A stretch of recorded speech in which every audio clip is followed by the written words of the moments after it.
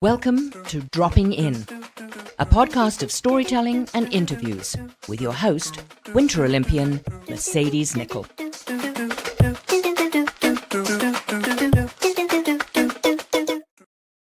Thank you so much for dropping in today. This is Series 15, and it is February 24th, 2026. Thank you for dropping in if it's your first time, and if it's your 135th time, thank you so much for coming back. Let's talk about goals. They give us direction, but they also test us. They show up on the good days, and they really matter on the hard ones. Goals aren't just about winning medals or hitting milestones. They're about learning how to keep moving forward when motivation dips, plans change, or life throws us a sweet, sweet curveball. In this series, we drop in with athletes, Olympians, and change makers to unpack how goals are set, reset, and sometimes they might be completely rewritten. From small daily habits to big career-defining dreams, these conversations explore what it really takes to stay focused, stay patient, and keep going one goal at a time. Now, let me introduce the next guest that we will be dropping in with. This guest represented Canada at 2 Olympic Games. Born in Vancouver and raised in Ladner, first he picked up rowing in 2006 and quickly turned a passion into a lifelong pursuit. He joined the senior national rowing team in 2014 and was part of Canada's gold medal lightweight 4 crew named the Northern Lights at the 2015 Pan American Games in Toronto. He then qualified for his first Olympics in Rio in 2016 in the men's lightweight 4. Now, following the Rio Olympics, his event was removed from the Olympic program as the sport progressed towards gender parity at the 2020 Olympics in Tokyo. He decided to switch disciplines, opting for sculling over sweeping. We're going to get into that. In the attempt to qualify for the lightweight men's double sculls, training through the delay of the Olympics due to the global pandemic, he was successful in qualifying and competed for Canada in his second Olympic Games in the men's lightweight double. Now, off the water, he is committed. His commitment does not stop. He serves as vice chair of the Canadian Olympic Committee Athletes Commission to help support the future of athletes, the next generation of athletes. This friend, husband, Olympian, bird watcher is about to drop in. Please welcome Maxwell Lattimer.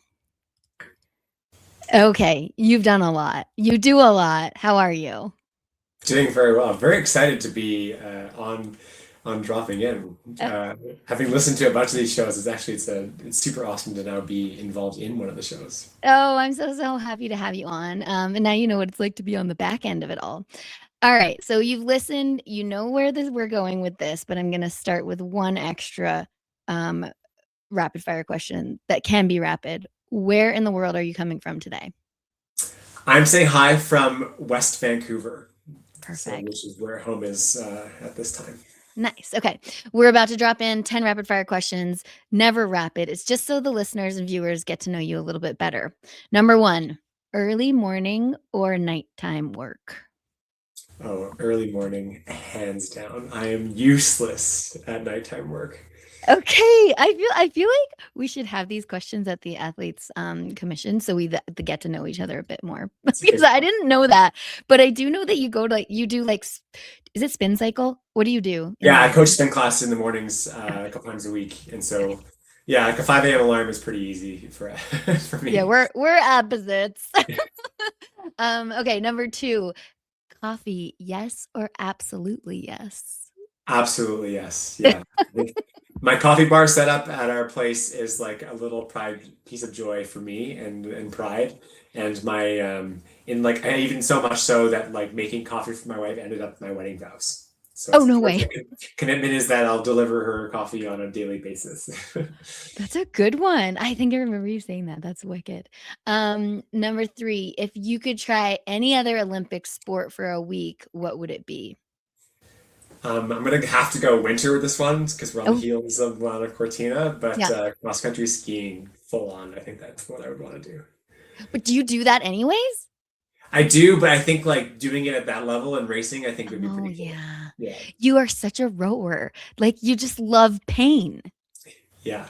Well, Okay. I think you want to do something that perhaps we've talked about this before, but like there's a total number of sports at the Winter Olympics that I just can't qualify or whatever, never qualify myself for because they Right. accept a level of risk that I'm just not comfortable with. Like what you did and what like anybody who does tricks or does any spinning, just I like not love that. wheelhouse, I'd be well, so I gotta pick something that at least I'd be decent at. Okay, I can see the competitive juices coming out right now. Let's talk about this one. Number 4, if you could have any superpower, what would it be? Maybe talk to animals. Oh, Yeah. little Dr. Doolittle. Yeah, yeah. I think that's for like, if I could just talk to birds while I was watching birds, I think, or Oh just my. love to know, like, just to know what they're saying. Like, just, I think that would be, like, you can do all your time travel, all that kind of stuff. Yeah, whatever, I'll just sit in nature and just know what's going on more than anybody else. I respect that, and that might be my new favorite answer. All right, you said you were coming to us from Vancouver. Number 5, city or mountain life? Mountain life. I think Oh, if I didn't need to like earn a living in a city, I'd be pretty happy being close to the mountains. okay, sweet. Number 6, what's your favorite meal? Feel like you just got a pizza oven or something, didn't you? Well, yeah, because like, are we talking a meal like dinner time meal or like what meal of the day are we? Anyways, I would say I like dinner the most, and if I'm gonna go favorite meal, like it is 100% homemade pizza Okay. in the pizza oven. Like Yeah, in when the seasons are right, like we'll do every Friday is pizza night. so good. Okay. I'm like throwing you the answer. I'm like, didn't you just get a pizza oven? Nice. Okay, this one's a little bit more difficult, but I really like it. Number 7. What's one thing people would be surprised to know about you? And I feel like I've already given away that you are a bird watcher in the Yeah, bio. that's actually the one that really surprises people. But I think I mean, this is actually hilarious too, because I'm sure that depending if you're watching this or listening to this and you're over 30, then you probably have already been aware and have come to terms with birds are awesome. And, but if you're younger than 30, then perhaps you're like, what is he talking about? He's such a loser. Because, at some point, everybody comes up to me and it's like happening more and more and more as people kind of hit that stride in life and they go, hey, I was like in my yard the other day and I saw this really cool bird and can you help me tell me what it is? And so I'm like, can you describe it for me? What was it doing? All these things. And so I generally think that all of us, anybody who spends time in nature will come to like bird watching, but it's something I was lucky to find early in my 20s. Oh my gosh, you're making me like cry. I'm laughing so hard. I'm not laughing at you, I'm laughing with you. I Yeah. also think birds are cool. Yeah. Yeah. See, everybody, it's Do like you the have that? government. Do you have the app? There's like an Oh, yeah. app that you Oh, yeah. like put in the bird that you saw it, where and when you saw it, and it goes to the database. Yeah, Audubon. Yeah, it's actually very helpful because Audubon is like literally they use it to help track and identify species. And Yeah. I've got like a crazy bird feeder set up that's right outside this window. So when I'm working at home, I can just stare up and daydream and watch. Plus, if I'm working at home, I get to maybe have the wild chance of like spotting a bird that I haven't seen yet. And it's like, I change the feeders out during times of the year to attract different birds. So Oh my it's, goodness. it's, Does it give you a little flutter in your heart when you see a new bird? Oh, for sure. Actually, Was it? like it was like maybe in the fall. I saw what's it called? It's this thing. It's a hooded. I know exactly what it looks like. Anyways, I saw this bird. Yeah. It looked like a horned lark, but it wasn't. I was like, oh my god, what is it? What is it? And I'm going through the app and I'm feeding it all the information. And I call my wife and just say like, I've seen this bird, and she's like, Yeah. I'm working right now. Thank you. She's not as into it as you are. She's like, I would love to see a picture of it, and I had a little video, so I was able to send that to her. So Oh my gosh, bless her heart. All right, let's take it down one notch. This should be easy, and I don't know what your answer is going to be because I don't know what the rowing standard of this is, but I know my feelings on it. Number 8, thoughts about socks and sandals at the same time. yeah, I'm okay with it. Yeah, I mean, like I was like rowing is your dock shoes is like different variations of sandals depending on what your preference is, but Okay. you're always walking from the boat bay down to the dock. Yeah. and to not have your socks on, you'd be a lunatic, because sometimes we're doing that at like in like 2 degrees. So, and then like going to the gym too, it's like a socks with like slides. That's kind of another good Yeah. city look. Hate it. Hate it. I absolutely hate it. But I think that's just ingrained by my mom for some reason. When you're rowing, okay, this is like off topic. When you're rowing, what are you wearing on your feet? Yeah, so there's foot stretchers like in the boats that are fixed, and Okay. they have like shoes on plates, and then um, you usually do wear socks in those shoes, but some people don't. And those people are the worst to share a seat with, because then you can imagine how stinky those shoes get. Um, I was somebody, and maybe we'll talk about this, but I was somebody on like the far end of the spectrum in terms of like quite particular about my setup. And so I would take my own foot stretcher with me from boat to boat to boat, because Understandable. I I feel like I would refuse do to be that. able to, yeah, to little tweaks or like angles and splays and all these kind of things, or heights. Like I just wanted to have it be perfect always. So I respect that. No, thank you for answering that question. Number 9, what is the last trip that you took? oh, I just got back from a trip to Japan for a couple Yeah. weeks. So we did ski, and it was epic. Mhm. So we did skiing in the north in Hokkaido, and also some in the Hakuba Valley. And we had a bit of a stay in Tokyo in between, which was amazing because we obviously went to Tokyo for the Olympics, but it was during the pandemic. And so I Mhm. never actually got to see like any of Tokyo. And so to actually go back to like see the city, and then also we did go by the Olympic Village, which I thought was really cool, because we showed my wife's family, some locations that we thought were really cool. Because the rowing venue and the Olympic Village were all just like on the edge of the harbor, so that was kind of Okay. like part of our daily ritual. Very cool. Yeah. See, I get to ask you these questions. I knew you went there, but I was like, I didn't hear about it yet, so I'm going to ask him on the podcast. Nice. Okay. Number 10. This is the same question that it's been for everyone on this series, and you have had a chance to see it. So I'm going to ask it. When a goal feels far away and starts to change, what's the one thing you remind yourself to stay committed? The one thing, and this is, I would have a great example for this, but goalposts. And I think that you get to set where your goalposts are. So a long-term goal obviously can get broken down into many things, but Mhm. take, for example, like an unprecedented delayed Olympics by a year that nobody Yeah. was expecting, and with no guarantee that the pandemic would ever actually be like solved, and that it would ever even happen, or if Canada is even going to participate. Yeah. But all the while still having to train like it's all going to happen. You can change your goalpost to kind of change your perspective. Oh, okay. I like that. I like that because yeah, everything does change. All right, rapid fire done. Thank you, thank you, thank you. Yeah, that was I great. now we're gonna talk about goals, and I was doing some research on you, and um, I have a note in the document here saying you were inspired by a rowing coach, Barney Williams, who helped develop the mental side of what it means to commit to a single goal in sport. I was hoping that made sense to you Yeah. and that you can expand on that a little bit more for us. Well, it's pretty interesting, because I mean it's obviously very good research.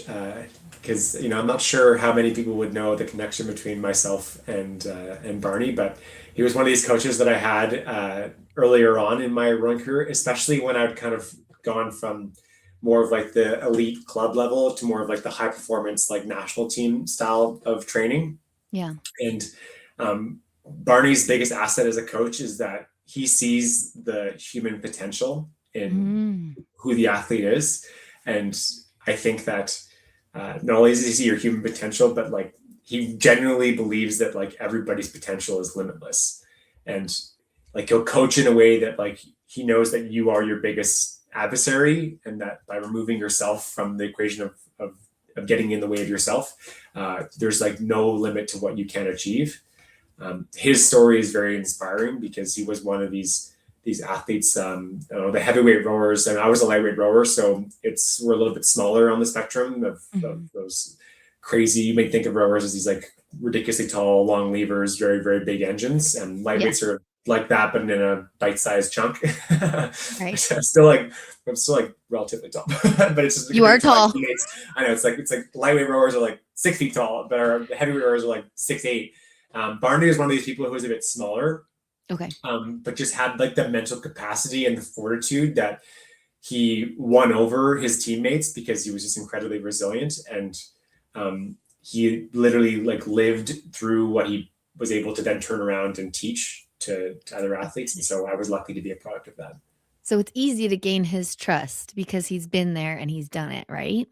Yeah, absolutely. And he really sets the example, and um, his energy is honestly like infectious to the right people.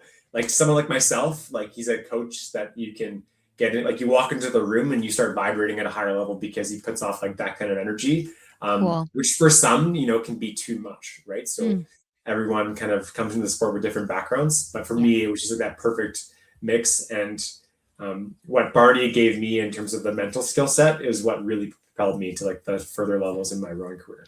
And when you Because talk about, yeah, I want to break down the mental skill set of it all because like I just want to get in every athlete's brain and like everyone that I've had on this series to be like, okay, you were into rowing and then somehow you've got this bigger goal and this bigger goal and then the Olympics. So like, did you say it out loud to Barney that this, or I don't know if he was your coach the whole time, but was it out loud? Was it written? Like, where did this goal come from? no, I like how you said that, because like my rowing career wasn't like, in my whole sporting career wasn't like I was a kid wanting to go to the Olympics. It was Hmm. like I loved sports. Like I loved watching all sports. Like Vancouver 2010 was amazing. Like it Yeah. maybe turned me on to being like, wow, the Olympics is not only like this thing that I really love to watch, but like seeing it and being a part of it was like, that's something that's truly special. And if to be a part of one of those things would be insane. But I was still too young to even think that was even possible. Hmm. But because my goals were very tied towards like the situation that I was in, and being like, they're aspirational, but they're also like quite achievable. And like with the achievement of each goal, like almost like this like ante up, and this belief that you could actually go higher and higher. And it wasn't actually Barney, but one of Barney's teammates that was coaching me that said, you absolutely have the potential to make this like a career, and to take this at the highest levels and to go to the Olympics. And Whoa. if that's something you want, if you want it to do, like you're going to go to university and you're going to be rowing, and you'll see quite quickly that you'll meet different athletes that aren't always bought into that kind of path. And so you need to find the ones that are looking to kind of meet those goals with you, because it's a very difficult thing to do alone. It's so interesting. Like, imagine you like, I had coaches that were like, you're uncoachable. So, Yeah. Yeah. I mean, everyone gets their fire from a different avenue, right? And so the fire that you had, I'm just listening, like, was the trust that you had in your coaches. Did you have that trust in yourself? Like, did you have that belief without them saying that? Yeah, I mean, the what do I say is like, there's a famous rowing coach in Canada that is one of his top lines was, nothing is more motivating than progress. And I think like progress is like the affirmation that like you can get better. And Yeah. so by achieving like those little bits of progress, it's like that helps to believe, or create the belief in yourself that you can then achieve the ultimate goal. It can be very difficult because, as we know, progress isn't linear. So Mhm. it's like you could take this very interesting journey of what it is getting to this goal, but Yeah. like having that belief and that fortitude in yourself to keep going, and to really to bounce back when you get like kicked off of the trajectory that you think you're on. I think that's the real test of a great athlete, is being able to do that. And okay, I love this because your sport's so interesting to me. Team sport. You've got other people in the boat with you, but you're also like teammates, but then fighting for this spot to get to go. So like how does that dynamic work in a goal sense of like I'm going against you, but I want to be with you in the boat. How does that work? Yeah, I mean you did a good job of kind of like summarizing at a high level. Like it's like rowing's so funny because you probably spend like 70% of the year with the people that you race with Yeah. at an international competition, are actually your competitors. Like when you take the lightweight double, for example, it's binary, it's just two spots. And so we had at one point, I think like 8 rowers on Oh, the national team, all competing for 2 spots. And I had right. another layer in that story where, one of those 8 was my little brother. So Right. we obviously like had this dream of like, once he got to the same level as me, that we could go to the Olympics together. And so like we would spend our like time in training and pushing each other. And then, we have 2 almost identical engines from like a genetic standpoint. Yeah. I think the first time he got assessed for his like biological markers and like his, length of his femur and hip height and all these things, it's like they were like, this is ridiculous. You guys are so similar. Okay. So obviously we have two really good engines, but then, we were raised in the same household. We have like similar backgrounds. So personality wise, we actually were like quite similar, Yeah. which made it like more difficult to row in a double together. So like as two teammates rowing in singles, we were like amazing together because like Aaron and I could cross the line of what was tolerable to say to another teammate, but it would get like this ridiculous level of competition out of you. Yeah. And then like the byproduct of the environment around you, like some of my teammates, the heavyweight teammates actually to this day still laugh at being like some of my favorite memories are Aaron and Max just like going at each other. And then us as a byproduct getting to like compete against this like animosity that goes deeper than just trying to win the piece. It's like trying to prove to your family or all these things, or trying to win an argument that's been 10 years old. No doubt. So that stuff was really cool. But the partner I ended up going to the Olympics with, his like personality wise, we probably could have been more different at the beginning. But because of that kind of offset, we learned to really value each other's differences. And those differences actually are what created the great harmony of what made our boat go fast. So rad. It's so dynamic. And like, you all have the same goal to get in that boat. It's just freaking hard to go. And I think that, yes, we've just come off watching the Milano games in Italy. And I'm just like, yes, we see these like 5 minutes of this one sport and we're like, oh yeah, well, they didn't get a medal. I'm like, well, do you know how hard it was to get there? Yeah. That's why I like, and this like the CBC does such a good job. I'm like one of these people that goes home and just consumes everything that gets put out there. And I'm looking for the family stories. I'm looking for like the interviews afterwards, because like that's for me what the real secret sauce is in like the Canadian Olympic story is these like amazing athlete stories of resiliency, of family troubles, or of overcoming something outside of their sporting environment to then lead them to the success. And I think, as we know, athlete to athlete, like the medals are just the shiny thing that gets some attention in the media, but camaraderie is not based on medals. Like it's more of a thing for the public. Like athlete to athlete, it's more about our experiences that really bond us. I think it's a super important part, because we're all human. But yeah, it's like, what can you really take with you is that experience, and how does that play out for the rest of your life? It's so important. And I think that's what's really cool about the Winter Olympics too, is like, I know you were summer, but you have the huge team at the Summer Olympics and we have a small little family. And we heard Anastasia on CBC talking about that. She's like, we're just like a family. I'm like, we are a family. Like we still catch up, like nothing's like changed and time hasn't passed. And it's really cool. I want to get back to your brother. And so you achieved your goal that you set out to go to the Olympics. What about him? Yeah, so Aaron was our spare for the Olympics in Rio. So it was actually like so he was a non-traveling spare. So like if somebody had gone down with sickness or something, then he would have been flown in to compete. So he was just right on the edge, and then was also our spare for the World Championships and the Olympics in Tokyo as well. So like it's like as close as you could be really without being officially at the games. But Aaron and I talk about it a fair bit. Like we're super close, and we've been like, I was like his big brother in that sense in like the rowing career at the very beginning and through, I'd say, a lot of our rowing career. And then very interestingly, I retired from rowing, ended up like pursuing a career, and Aaron had kind of left the training center environment and got his MBA and ended up and he became like the big brother of in many senses for me in like my career. And so like he was a couple years ahead, had like a bit more strategy. Like I remember interviewing for my first job, I had to do a case study, and Aaron spent like 8 hours over that weekend before with me, just running me through cases and practicing my interviews. And so it's like he got to be the big brother, and it just kind of shows like the special relationship that we have. And I will also say too that like, we have those individual goals that were very motivating towards hitting. Like physiologically, Aaron and I were very lucky. We had like two really good engines, and there was one day especially that like we had a number of world records. I think that Aaron only has one of them still, but on the rowing machine, which is a huge piece of training, Aaron and I got quite good at that. And I think at one point we held 6 world records over different distances or times on the rowing machine for lightweights. But one day in particular, like Aaron set the world record in the 6K, and like I would have set the world record in the 6K at the same time if like my little brother didn't exist. So it's like, there's this person in Germany that I was like, we had the time that we were like, hey, that's probably, we'll try and beat that. And then I'm like on pace to beat it. And then I look over and I'm like to my right, and I'm like, I'm on pace to beat it, but like he's on pace to kill me. So like he finishes and is like, heck yeah. And then I finish whatever like 10 seconds later, and I'm like dejected, even though I was like second fastest lightweight 6K time of all time.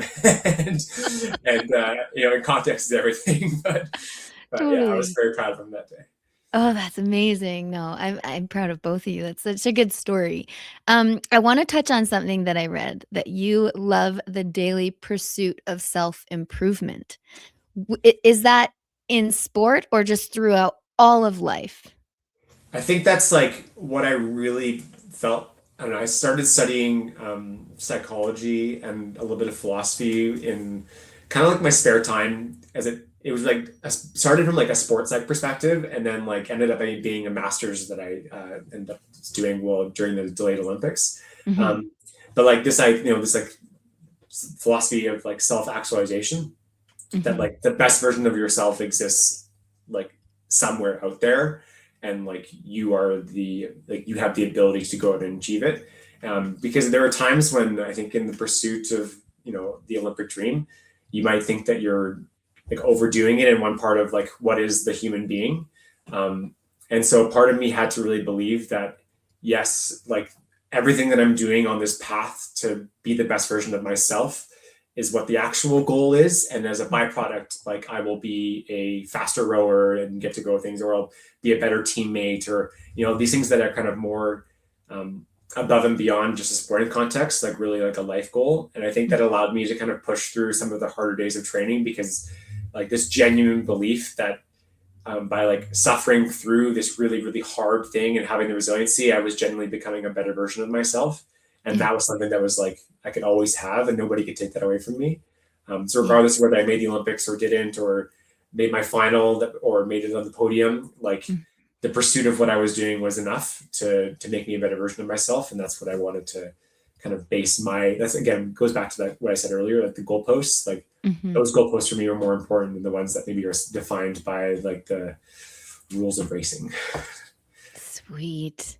It just makes sense. Like I feel like I can see you in the gym thinking, like having that mantra in your This head. is best version, Mercedes. I'm sure my teammates listen to this like, yeah, Max can also be such an asshole sometimes to train with. It's like but that was generally what my like I spent a lot of time listening to I mean, you and I talked about like books, and reading is obviously a big passion of yours, but like audiobooks and podcasts are a big passion of mine. And again, this is where I just kind of like listening and thinking are like two of the things that really help to drive me. And as we know, you have lots of on training, but you also have lots of like downtime where like mental recovery is really important. And so this is where I would kind of pick up these theories. And in a sport like rowing that can be incredibly boring to train as, like just such mundane, hard work. Yeah. Like, you have to have a pretty good value proposition for like, why am I doing this? Like if it's 1 degree outside, just above freezing, it's pouring rain, and I'm being told to do the exact same workout that I've been doing for the last 7 days in a row. And like, we're just going to go around the lake for 25 kilometers and we're going to chase each other, and it's going to suck. And I know it's going to suck. And I know, what I mean? Like, how do you like find like value, or how do you stay focused, or how do you see that as like a part of your journey to getting better? I think you have to kind of find other ways to rationalize it. No doubt. Like when that happens, I'm trying to think about like when I was snowboarding. I feel like snowboarding's so different than rowing. Like okay, actually I'm going to ask you this. Were you passionate about rowing? Like I'm passionate about snowboarding. I'm like, yes, it's like feeding my soul and I feel good doing it and it's super fun for me. Was that? Yeah, I mean, I would say like, yes, like absolutely. And what I was passionate about in rowing is that I thought it was like, for me, like the perfect meeting of like this endurance-based racing sport, which is like, has that tangible like numbers to it, which is, for a lot of people, like like the judged aspect of some of the sports of the Winter Olympics, like just The boggles worst. my mind. Yeah, I'm it's like, the worst. oh my God, it's so like subjective. Yeah. So the part of rowing that was like this racing element that made me like really attracted to the sport. And then the contrast of being like competitors and teammates and then coming together with groups of people to try and like deliver a common goal. That was the real infectious part. Like that's what I was addicted to, was like as a kid in like grade 9 being like, we're going to go to nationals this year and we're going to try and win a national title, and like Cool. all of us being bought in and being like, that's the goal on the wall, like we hold each other accountable to it. It was unique in a team aspect than any other team sport that I'd done before. Yes, I love that you said that, because I was like, okay, yeah, you're a team. Like, are you literally writing this on the wall? These are your goals and these are the achievements that you want to get? Is that how it went? Yeah. I think like the whole group is able to articulate those goals. So whether like depending on what boat you end up in, like that's almost like agnostic to what the groups of like the goals of the group are, and those like, especially when you're in the national team, like those best in class, like world class performances, like it would be impossible to achieve those if you just trained in isolation. Right. Like you need your teammates to go fast. And you need like the men and the women use each other more than the women would use other countries to train, because we're around each other way more often. So it's like you literally you end up like needing your teammates because they actually help you to bring out the best in yourself. Yeah. And so that I really love that aspect about And it's, I mean, this is the way I love watching the Winter Games. It's like, and what I love about like the snowboarding community is that like the snowboarding community like transcends country boundaries, right? Like Yeah, it's like the celebrations. It's one of the coolest things. Like the celebrations when somebody lands something that is like remarkable. That's what I was really getting obsessed with. Like, sure, the judges may not score it as high, but if all the snowboarders who are down at the bottom are freaking out, they're like, how did you do that? Yeah. Right? Like, it didn't matter what country you're from, it's because you love the sport. And I think and it's them pushing the sport and then like seeing that being pushed. Like that's what's so crazy. Like I want to get back to just yes, I love that you said, okay, we're going to win nationals. And then I'm like, yeah, all these goals, just like you achieve them and then you bump them and then you bump them and then they get higher and higher. And then somehow you're at the freaking Olympics. And even at the Olympics, and I'm not sure how this goes for rowing, but exactly what you were saying, it's a different beast. And at those games, everyone ups the ante, at least in snowboarding, as we just saw. And you're just like, yeah, you're celebrating things because it's all, some things are like brand new and they're just like, yeah, I'm going to celebrate this from every country. Is that something that happens in rowing? Like, I know world records get broken, but like, is it different? Like the elevation, like rowing is a clean sport in that like the pinnacle of the 4 years is the Olympics. Everybody has the same goal. Like there is no world championships or there's no crystal globe on the side that is like maybe more a validator that you've achieved something great that season. It's like you have World Cups that are all essentially just practice. The World Championships is really just practice. Like the only thing that matters and the only thing that the sport is really measured in is the Olympics. Okay. And yes, like my comparison between the two is, one, like the lights were pretty bright. Like it's like I was pretty raw to seeing what it was like at the games, and we were very like that. Us qualifying was a pretty incredible achievement. Okay. So that kind of like sets your expectations a little bit differently. Still believing that you can still go out there and do your best, and not putting a cap on what that looks like. But I think like the way that we approached it, like our methodology, or our methodological. I don't know. I'm kind of like, you know what I'm trying to say. Like our approach for the Tokyo Olympics was just like that much more refined because I think in rowing especially, it's like 70% of medalists are second-time Olympians. Okay. So like there are those, like, take my wife, for example, first games right there, gold medal, boom, done, retires. Like, some people are just like, but like she's like, I mean, her and her teammates really are great examples of like the lights were never too bright for them. Like they went to U23 Worlds, gold medal. Next year, defending champs, gold medal. It's like a couple years later, like qualifying for it's like silver medal at Senior Worlds. It's like and they wouldn't have the performances necessarily leading up to it, but it's like on the big one, they always seem to deliver. Right? Because it's like, I don't know, is it like this pressure? Is it, it changes. It changes when you're on that stage and you're like, game on. I'll confess that like maybe I don't have the necessarily like this special game speed gene. Like I always found like, I mean, I was an incredible trainer Mhm. And I took like a lot, like physically a lot of like refinement, especially in the lead up to like a big race to like get Yeah. the body totally topped up. And so like for me, like the 6 minutes is what we race is our Olympic distance is probably on like the shorter end of what like my like natural capacity for like what I'm best at Okay. is. And so like it would just mean that I need to like really, really rev the body up to get it going at like at its best for that moment. And having like the training program and your taper all line up towards a big race was really important for me to get that lined up. Whereas there are some people that like kind of suck at training. They kind of just like throughout the year, they're kind of like, okay, but it's just like literally in the lead up towards the big competition, they just like become world beaters. Right. And again, it's like, this is why athletes are so great to follow. And I think the more I become like away from necessarily the day-to-day of rowing and have better perspective of what Canadian athletes do, this is why I have so much respect for the camaraderie that we share.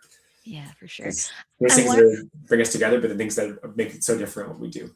Oh, no, I find it absolutely fascinating. I'm just like, I wanna get in the minds of everyone. Yeah. Where are you at?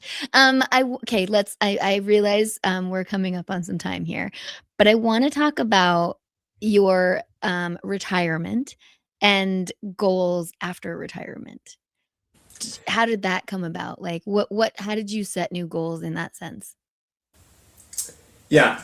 So I think that that theory that we kind of talked about, this like the idea of the better version of yourself exists, and it's up to you to kind of get there. Mhm, And the best thing about that is like technically you'll never get there because there's like always a better version, and like, oh, I could achieve a better version, and like, but I could be better in this. And so I think like mhm, that's been kind of like the core that has kind of carried me through the retirement journey because you lose a little bit of your purpose. But I've kept myself like very busy, and I think there's a few things for like my soul as it pertains to like my sport life that I've done that really help to kind of like fill that bucket in the way that I feel like I'm doing the right thing by my sporting experience. And I would say the COC Athlete Commission is a huge mhm. part of that. It's like I think it's some of the most viable work that I've like ever been able to be a part of. It genuinely Yeah. feels like a giving back. I think it's like as Canadian athletes, like we just owe it to the next generation to try to make it better. And in rowing, we always said like you leave the oar in a better place than you found it, and that's generally Mhm. how I would like to approach like the legacy aspect of what was my sporting career. Um, and I think that kind of allows me to feel like the satisfaction of like that journey and having it maybe come to a close in a day-to-day aspect, but not like fully closed as like a part of my identity. And Yeah. then as you trickle into expanding into like learning new things, trying out some new jobs, learning about those along the way, Yeah. finding which ones stick, making some big changes there. I think like having that kind of core of sport, and I started coaching as well. So not coaching in rowing, like I will always guest coach rowing, and I'll do some commentating in rowing because it's just so fun. Yeah. But I coach the spin, and so I have this like totally different part of the community that I'm like seeing on a weekly basis. And like again, it gives me a chance to like to motivate people and to share my kind of insights from training. Like those things have like filled the bucket of me not worrying about having left something behind. And then in Mhm. my kind of net new has just been all new and exciting. And I think to any athlete listening to this that's in the middle of their rowing career, like life is like a very big book, and there are lots of chapters that you Yeah. have not discovered, and you will have read the shit out of the athlete chapter, and you're Yeah. an expert, you know every word in that chapter, but there's a lot of chapters that are out there and a lot of interests, like opera, for example. Like my wife's is an opera singer, and I didn't she, know that. she got me into opera, and now we go to opera like a few times a year, and it's like I would have never thought in the million years that I'd be somebody that likes going to the opera. But again, just this experience of like, oh, it's new, it's different, I would like to try it. Like I'll have an open mind to it, and now I'm totally an advocate for it. Of course. Amazing. Oh my gosh, you're so awesome. I could talk to you all day. And I do, and I will. Yeah, yeah. In our own Luckily time, we're in our friends, and I'm not going anywhere. So I know, in yeah. our own We time. are Well, for a ski day for anybody that's listening to this. This yeah. is me keeping Mercedes to say that we need to have a ski day. We are going to. I know. I literally was gonna say, if you want to find us, we'll be at the umbrella bar. Yeah, that's where we'll really be having our best time. Yeah.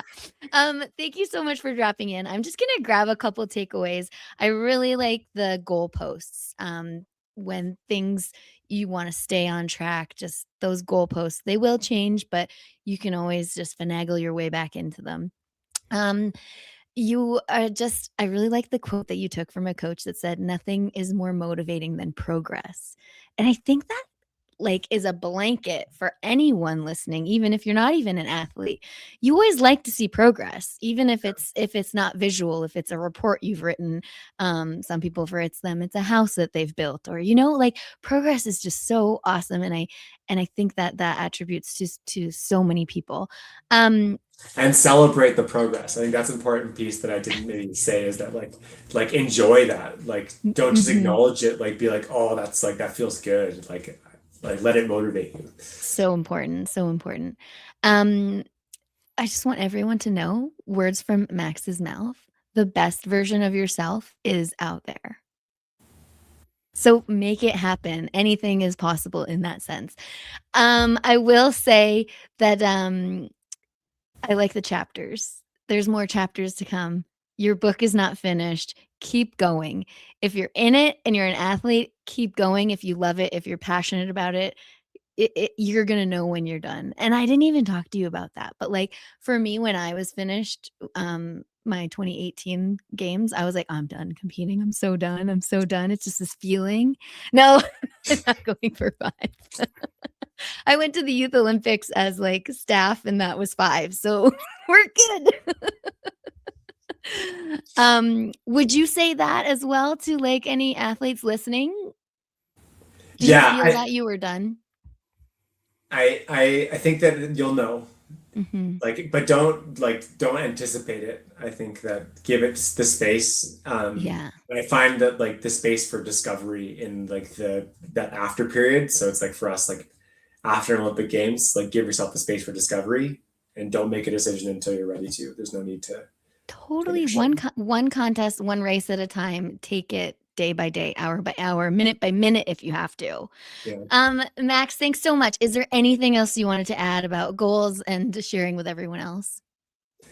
I think this has been a really awesome conversation. I look forward to, setting this one and sharing it out to some friends. I think that'd be good. Awesome. Yeah. Thank you so much. Let the people know where they can find you online.